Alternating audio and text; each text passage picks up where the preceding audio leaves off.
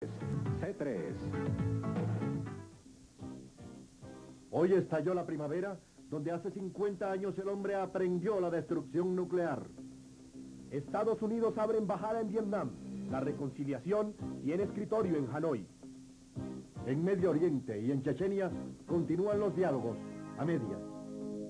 Generales serbios desestabilizan al líder Karadzic. Musulmanes y judíos, la paz ni en la oración. Y además, todas las noticias de hoy.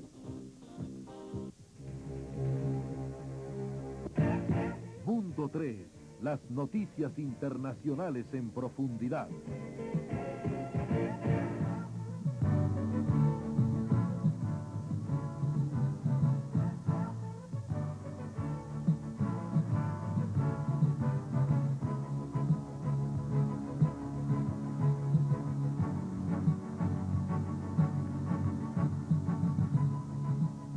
Buenas noches.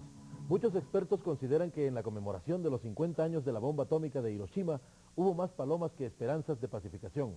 Japón también pronunció hoy su mea culpa y aprovechó la ocasión para formular un llamado contra la carrera nuclear.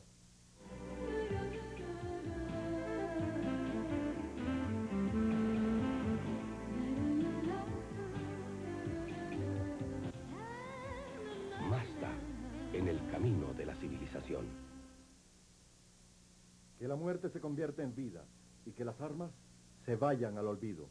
Este fue el gran lema con el que la ciudad japonesa de Hiroshima conmemoró hoy el 50º aniversario del lanzamiento de la primera bomba atómica. A la vez, 1.500 palomas desplegaron su vuelo al viento y las autoridades niponas manifestaron su compromiso por eliminar todo tipo de armas nucleares. El dulce olor del incienso impregnó el Parque de la Paz de Hiroshima, cuando los 13.000 invitados sentados y decenas de miles de observadores guardaron un minuto de silencio, mientras una campana sonaba justo a las 8:15 de la mañana, exactamente en el momento en que el mundo entró en la era nuclear. El motivo de la ceremonia tomó más importancia debido a las recientes pruebas nucleares de China y a la decisión de Francia de reanudar los experimentos nucleares este año. Justo hoy, hace 50 años, la ciudad de Hiroshima era un campo de desechos aplanado y devastado, donde 140.000 personas murieron con el impacto o por las enfermedades generadas por la radiación en los años siguientes.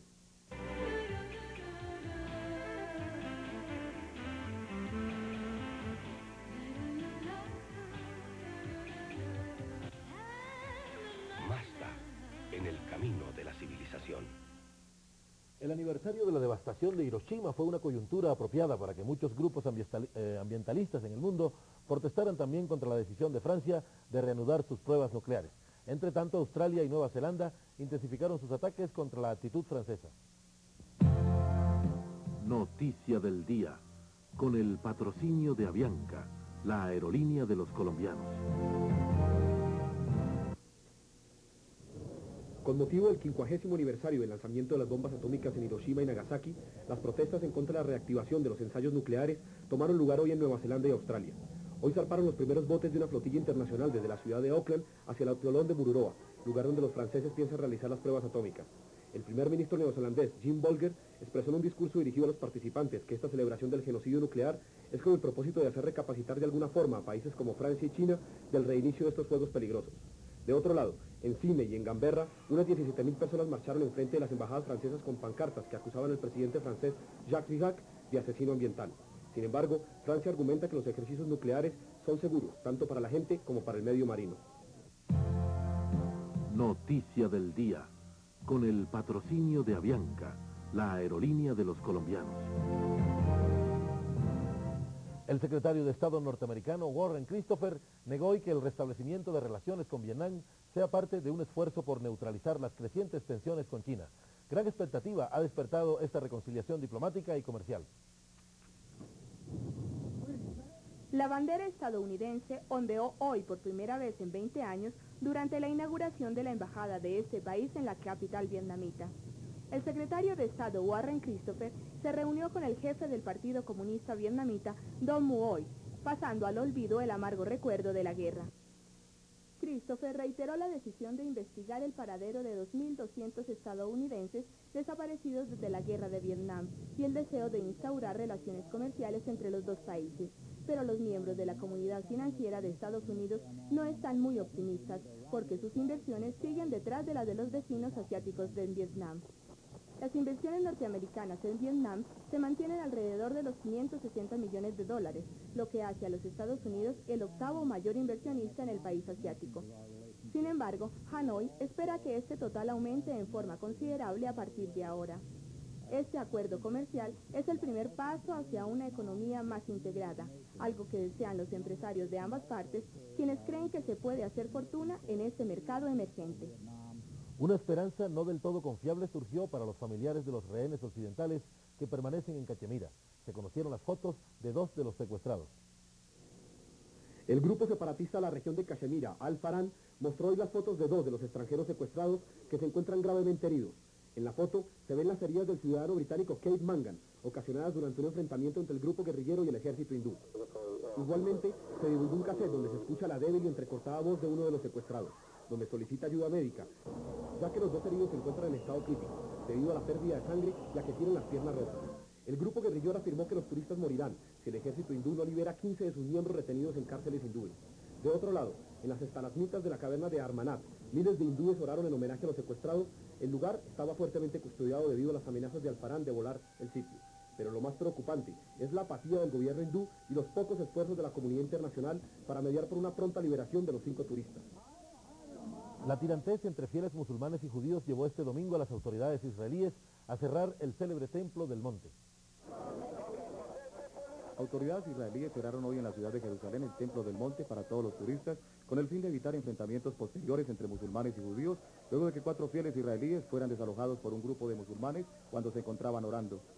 Mientras tanto, miles de israelíes se congregaban en el Muro de los Lamentos para conmemorar la festividad religiosa de la destrucción de antiguos templos judíos en Babilonia y Roma. El Templo del Monte, donde hoy existe la mezquita Al-Ausha y anteriormente hubo templos hebreos, es el tercer lugar sagrado del Islam y precisamente allí es donde más se ora, aunque la fraternidad entre orientales sea por ahora un lejano sueño. Al mismo tiempo, un grupo de judíos se reunieron frente a la casa del primer ministro israelí, Yitzhak Rabin, para demostrar su oposición frente a los acuerdos de autonomía territorial y política con el jefe de la Organización para la Liberación Palestina, Yasser Arafat. La OLP expresó hoy su escepticismo alrededor de la próxima reunión entre el canciller israelí Shimon Peres y el líder de los palestinos, Yasser Arafat. El jefe de la OLP, Yasser Arafat, y el canciller israelí Shimon Peres se preparan para una próxima reunión en la que esperan apurar el ritmo de las conversaciones, que van a paso de tortuga. Un funcionario israelí declaró que ambas partes ya acordaron el traspaso de 40 poderes civiles en Cisjordania para fin de año y que esperaba el retiro de las tropas israelíes de los centros poblados árabes a partir de noviembre. Por su parte, funcionarios de la Organización para la Liberación Palestina están escépticos respecto al avance de las conversaciones. Arafat y Pérez se reunirán en el centro turístico de Taba, en la parte egipcia del Mar Rojo, para discutir los temas que los dividen, los arreglos de seguridad en Cisjordania, la condición del pueblo de Hebrón, los derechos sobre el agua y otros puntos. La necesidad de celebrar esta reunión es cada vez más apremiante, puesto que si no se logran acuerdos eficaces, los palestinos no podrán celebrar elecciones, y ya que se comprobó que si las reuniones no se efectúan entre mandos altos, no hay avances. Rusia y Chechenia mataron al tigre de la guerra y ahora no saben qué hacer con el cuero de la paz. De momento persisten obstáculos que han llevado a la congelación del diálogo. El principal negociador de los rebeldes chechenos en las conversaciones de paz con Rusia dijo hoy que el tema de la situación política de Chechenia sería dejado de lado hasta después de las elecciones en la región. Negociadores rusos y chechenos firmaron la semana pasada un acuerdo militar para poner fin a más de 7 meses de combates, pero hoy continúan los enfrentamientos y rebeldes chechenos mataron a un soldado del Ministerio del Interior ruso y una cárcel temporal en Grozny recibió duros ataques en la madrugada de hoy. Mientras tanto, el presidente ruso Boris Yeltsin dejó claro en un discurso transmitido por televisión el pasado jueves que Chechenia seguirá perteneciendo a Rusia. Pero todo parece indicar que los chechenos están dispuestos a ceder ante la exigencia de Moscú de que el tema de la condición política debe ser decidido solo después de las elecciones, haciendo énfasis en que la meta independentista sigue vigente. Croacia dijo hoy que el enclave rebelde serbio de Krajina fue arrasado en un relampagueante asalto que dejó sin posibilidades de reacción a los serbios. Krajina ya no existe, afirmó hoy un portavoz del Ministerio Croata de Defensa. Los sectores norte y sur del principal enclave de los separatistas serbios en el sur de Croacia fueron tomados por el ejército croata en una rápida operación que completó 3 días. Operación Tormenta, nombre con el que se conoce la ofensiva croata, ya capturó Kanin, la capital de los rebeldes serbios, y Petrinja, una ciudad ubicada a 50 kilómetros al sudeste de Zagreb. Hoy los efectivos croatas continuaron su avance por poblaciones con mayoría serbias desde hace cientos de años, apoderándose también de una estratégica base aérea y de un balneario turístico. Luego de este contundente avance croata, un éxodo de refugiados serbios en Croacia se desplazan hacia Bosnia. Se calcula que unas 120.000 personas están huyendo de los ataques, en lo que podría ser el mayor éxodo en los 4 años de la guerra en la ex Yugoslavia. Según expertos, la caída de Krajina, al contrario de lo que se piensa, podría fortalecer al ejército serbio-bosnio al aumentarse el número de efectivos. Sin embargo, se espera que estas circunstancias, por trágicas que sean, aporten una nueva base para una salida negociada. Cable procedente de Ciudad de Panamá. Las esposas e hijos de los obreros panameños que el viernes iniciaron una huelga indefinida en rechazo a un proyecto de reformas laborales anunciaron hoy que mañana realizarán una marcha para exigir la liberación de más de 300 trabajadores detenidos. Bueno, el gran damnificado de los últimos acontecimientos en los Balcanes, a propósito de la nota que veíamos anteriormente, es Radovan Karadzic, quien hoy recibió un tajante rechazo de sus propios exdirigidos. El presidente de la autoproclamada República Serbio-Bosnia, Radovan Karadzic, no solo está enfrentando la difícil situación de los ataques croatas. Hoy los 18 generales de mayor antigüedad en el ejército serbio-bosnio no aceptaron a Karadzic como el comandante de las Fuerzas Armadas y juraron lealtad al general Rado Mladic.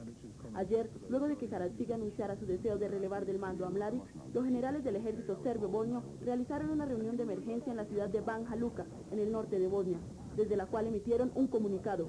Los generales del ejército serbio-bosnio han decidido llevar a cabo las órdenes del comandante del Estado Mayor, Rado Mladic.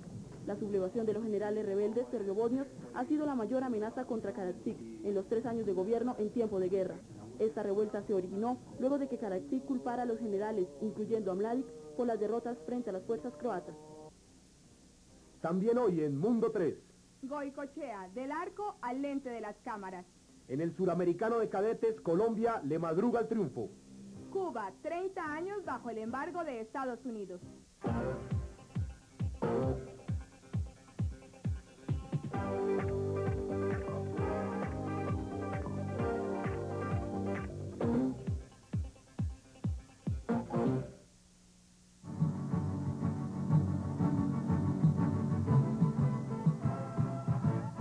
Bienvenidos a la información deportiva en Mundo 3.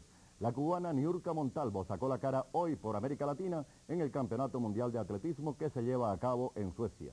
Vamos con más noticias de este importante hecho deportivo. Donovan Bailey, canadiense, al ganar la final de los 100 metros hoy en el Mundial de Atletismo, revivió momentos de gloria para su bandera en la distancia después de la racha ganadora de Carl Lewis y el último triunfo del británico Linford Christie en 1993.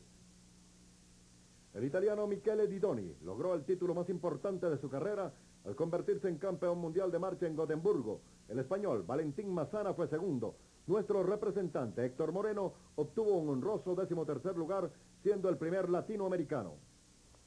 Antes de presentar la siguiente nota, me voy a permitir leer este cable fechado en Gotemburgo, donde se realizan los mundiales de atletismo. Dice: el cubano Javier Sotomayor clasificó cómodo hoy, al igual que el colombiano Gilmar Mayo, para la final de salto de altura masculino que se disputará el martes.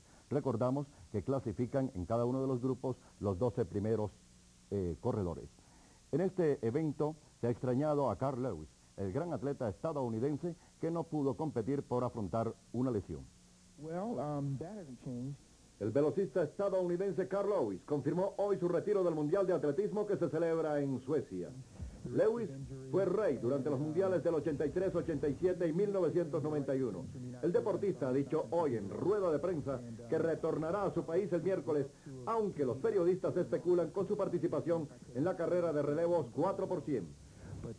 Ya venimos con tenis masculino. La tenista española Conchita Martínez se adjudicó hoy el torneo clásico Toshiba, que repartió $430.000 en premios al derrotar en la final a la estadounidense Liza Raymond. El tenista español Alberto Costa sobre polvo de ladrillo derrotó en su casa al austríaco Thomas Muster en el abierto de ese país. Muster había vencido en 8 finales disputadas en su suelo, mientras para el español fue la primera victoria en torneo de su carrera. Corinthians derrotó hoy al Palmeiras 2-1 en tiempo suplementario y se adjudicó el Campeonato de Fútbol Paulista de Brasil. Enseguida tenemos información de los Juegos Olímpicos de Atlanta 96. Atlanta 96 es el lugar de la cita para conmemorar el centenario de las Olimpiadas modernas. Esta ciudad, reconstruida después de la fiera guerra civil, va estando a punto para la versión 26 de los Juegos Olímpicos. Acá la llama arderá, pero entre tanto es la hora del mejor esfuerzo. La mascota ya está disponible al público. Las camisetas, los botones, las cachuchas y los relojes para quienes quieren un recuerdo del espíritu olímpico.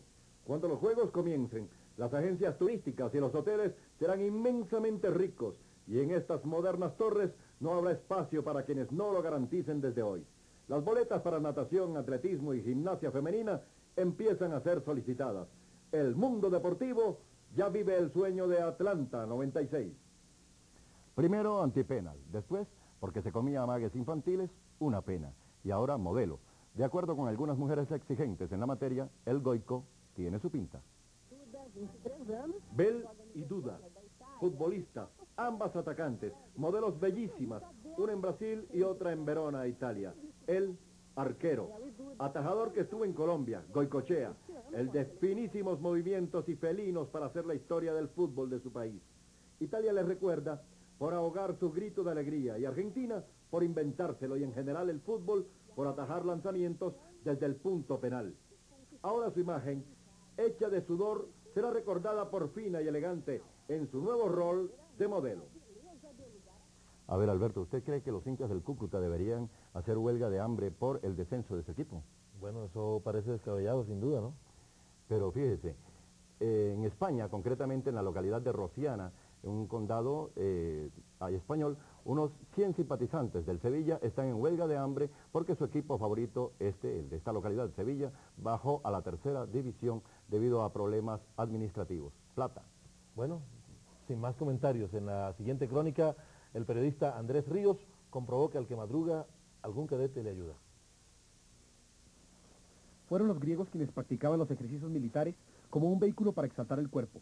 Hoy, muchos siglos después, esta disciplina o arte se mantiene. Y en el 14º Festival Suramericano de Cadetes, Colombia viene cumpliendo un papel tan destacado que ya se le considera una potencia. Pero para ser los mejores, así sea en un deporte, la disciplina debe ser más rigurosa. El despertar para los cadetes colombianos es acompañado por la oscuridad del prematuro amanecer de las 5 de la mañana. Y también por la pereza. Pero a diferencia de cualquier despertar dentro del ejército, hoy hay un aliciente. Hay que defender la patria, pero no en el campo de batalla o en una guerra, sino en las pruebas deportivas. Un nuevo amanecer que puede traer nuevos triunfos. Si Dios nos ha preparado, podemos lograr nuestras metas y considero que hoy tendremos buenos resultados. El baño va con los ingredientes militares tradicionales, afeitada rápida y un buen chorro de agua fría para estar despiertos, para luego vestir los colores nacionales y disponerse a desayunar algo ligero, donde se comparte la mesa con chilenos y brasileros. En los buses, la ansiedad por competir se refleja en los cadetes, quienes intentan obviar la estricta seguridad con un bonito duelo de banderas. Todo está dispuesto, la piscina, los obstáculos, las delegaciones, pero el trabajo psicológico es vital y la concentración debe servir para saber que ante todo se compite por un país, sin olvidar los principios de un cadete. Para ser un cadete tiene que tener varias... es un honor muy grande para una persona ser cadete en Brasil. Es una experiencia muy agradable, puesto que a mí es la única vez que puedo representar a Colombia, entonces es una experiencia muy chévere. Deportista militar es ser uno más disciplinado que un cadete normal, porque usted tiene que cumplir con su parte académica, con su parte de entrenamiento táctico, con su parte de entrenamiento físico y con su parte ya de entrenamiento netamente para el rendimiento como deportista. Y es en la competencia donde el espíritu deportivo se refleja en el ánimo, el consuelo, el triunfo o la derrota, para luego rescatar la esencia del deporte, la unión de grupo, engalanada por ese grito que pone los pelos de punta a cualquiera. ¡Colombia, Colombia, Colombia!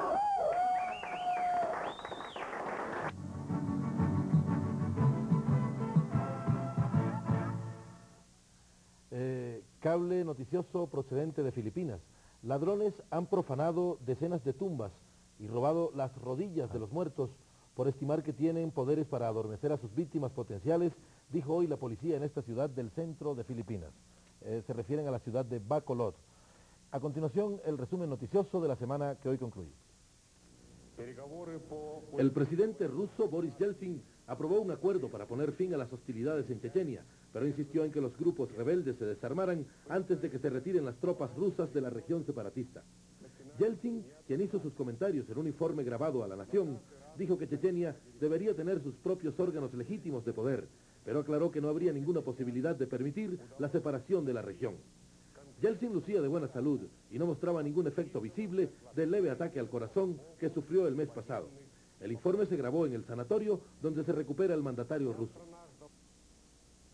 Las autoridades advirtieron sobre más tormentas violentas en el área del noreste de China, afectada por las inundaciones, mientras las tropas trabajaban para reforzar los diques y distribuían granos a cientos de miles de personas que han quedado sin casa. Las peores inundaciones desde hace un siglo en las provincias de Liaoning y Jilin han comenzado a disminuir, pero los meteorólogos han pronosticado más lluvias torrenciales. Los cálculos iniciales indicaban que había 60 muertos o desaparecidos a lo largo del crecido río Unge.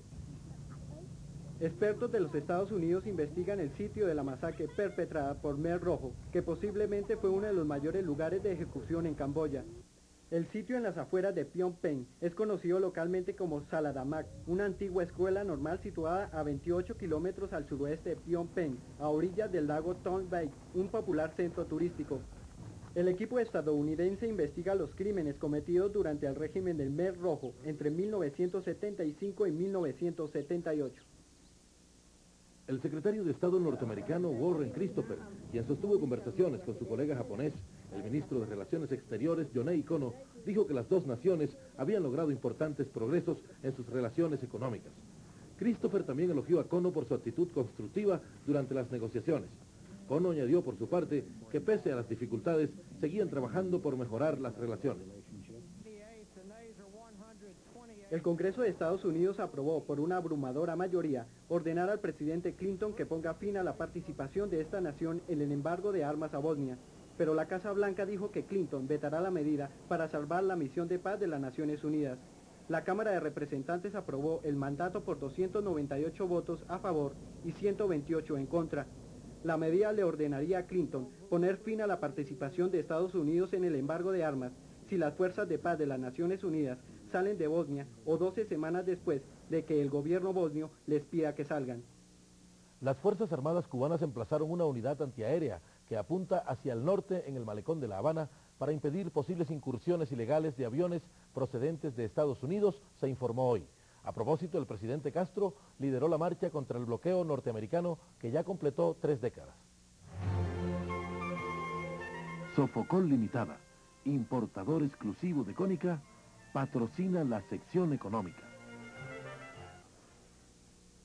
Miles de cubanos salieron hoy a las calles para protestar contra el embargo estadounidense, un año después de los disturbios de 1994, pese a una lluvia torrencial que empapó a la mayoría de los participantes, demorando el inicio del recorrido desde el malecón. El presidente Fidel Castro manifestó en su discurso al país que su nación luchará 100 años, si es necesario, para resistir la amenaza de Estados Unidos, reflejada en el embargo económico que mantiene a la isla y que ya completa 30 años. La multitudinaria manifestación también le permitió decir al presidente cubano sobre el patriotismo y espíritu revolucionario que demostró el casi medio millón de personas que desfilaron por las calles de La Habana. Si estos elementos extremistas triunfan y logran no solo el control del Senado, sino el gobierno, significará para nosotros nuevos periodos de peligros, de riesgos y bloqueos, agregó Castro ante la acuciosa multitud. La manifestación, una de las más grandes en los últimos años y organizada con precisión militar, estuvo resguardada por un enorme operativo de seguridad para evitar posibles disturbios callejeros como los de hace un año. Sofocol Limitada, importador exclusivo de Cónica, patrocinó la sección económica. Se complica la situación de muchos beneficiarios de los programas alimenticios de las Naciones Unidas en Guatemala. Unos 20.000 refugiados guatemaltecos corren el riesgo de ser excluidos del programa de alimentación de las Naciones Unidas en febrero de 1996. Aunque el programa es responsable de ofrecer cerca de $1 millón al año, todavía hay unos 40.000 refugiados necesitados en los campos de Quintana Roo y Campeche, cuya ayuda financiera fue suspendida cuando se les entregaron algunos terrenos para cultivar la tierra a cambio de dinero. aquellos que se verían más afectados son los refugiados de Chiapas, ya que no tienen acceso a esta tierra y dependen totalmente del programa. Mientras tanto, otras 2 organizaciones están tratando de convencer al Programa Mundial de Alimentos para extender el plazo para que los refugiados en Chiapas puedan recibir la ayuda por un poco más de tiempo. Al cumplir sus 2 primeros años de gobierno, el presidente Gonzalo Sánchez de Lozada reafirmó hoy el empeño de transformar a Bolivia y extraerla del atraso, la dependencia y el analfabetismo. El presidente Gonzalo Sánchez de Lozada llegó a la mitad de su prometido camino hacia una nueva Bolivia económicamente vigorosa y socialmente más justa. El jefe de Estado, un empresario de 65 años, concluye los primeros 2 años al frente de un gobierno surgido en 1993 con el 35% del apoyo ciudadano y promovido electoralmente como la opción del cambio. A medio camino, sus seguidores y críticos le reconocen como principal acierto político haber consolidado una participación popular con la que se propuso distribuir la pobreza entre los casi 7 millones de habitantes y exigua renta nacional de 6.000 millones de dólares. Pero algunos propios y muchos extraños le endilgan como su peor desacierto político el hecho de que Bolivia celebre hoy sus 170 años de vida independiente bajo estado de sitio. Restricciones a determinadas garantías y derechos constitucionales imperan desde el 18 de abril y se prolongarán hasta el 16 de octubre en virtud de la extrema medida constitucional que su gobierno dijo haber adoptado forzosamente ante la amenaza de una conmoción interna. Transcurridos sus 2 primeros años de mandato, la absoluta mayoría de los bolivianos permanece a la expectativa de los beneficios del crecimiento, del empleo, de la educación y de la salud que prometió al asumir el poder con su denominado Plan de Todos. El reciente encontronazo entre el Poder Ejecutivo y el general Pinochet demuestra que en Chile el fantasma de la bota militar no está tan atrás como se pensaba. Donde manda capitán no manda marinero, pero en Chile, mientras el presidente Eduardo Frei pide al general Augusto Pinochet que trabaje en un clima de moderación, el ejército se queja y realiza manifestaciones de protesta. Y es que según los expertos, hoy no se sabe quién lleva la batuta en esta nación. Las tensiones cívico-militares desatadas en Chile a raíz del fallo de la Corte Suprema en contra del exjefe de la Policía Secreta, Manuel Contreras, y el brigadier Pedro Espinosa han generado una grave crisis, dejando entrever que aún persiste gran poder de parte de las fuerzas militares. De esto se desprende lo que yo podría denominar como una especie de equilibrio inestable entre poder civil y poder militar. El poder civil gobierna y administra, pero el poder militar conserva aún poder en gran cantidad en situaciones límites. De modo que cuando hay tensiones o situaciones límites es el poder militar el que aún decide, como acaba de evidenciarse en el episodio de los cheques del hijo de Pinochet. Pero el mayor problema que se afronta no es la efectividad de los civiles sobre los militares, sino qué garantías se le da al ejercicio de la democracia, ya que nadie descarta que el marinero quiera regresar a su antiguo cargo. Los mercados financieros ecuatorianos estarán atentos al reinicio de las sesiones del Congreso Nacional, que deberá decidir entre un juicio político al vicepresidente del país o aprobar medidas económicas urgentes. En nuestra agenda internacional hacemos una proyección de los hechos que la próxima semana serán noticia en el mundo.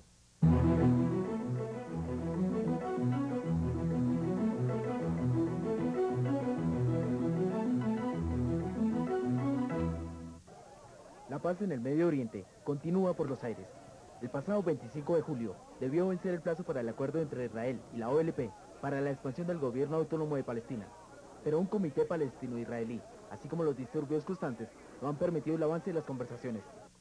Sin embargo, se tiene previsto que para mañana, 7 de agosto, los delegados de las partes reanuden las conversaciones sobre la autonomía de Palestina en Cisjordania, que tienen lugar en el pueblo Eilat, en el sur de Israel. Para el próximo miércoles 9 de agosto se llevará a cabo en Nagasaki la conmemoración del 50º aniversario de la bomba atómica que hizo explosión en esta ciudad.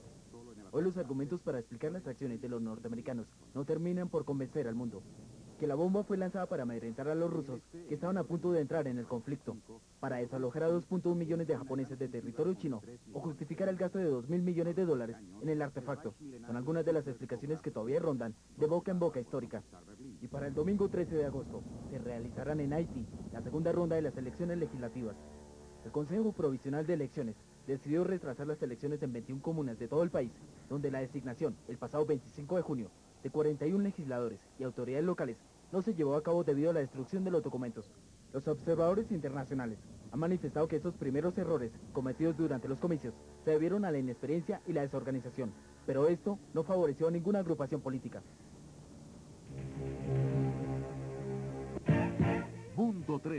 las noticias internacionales en profundidad.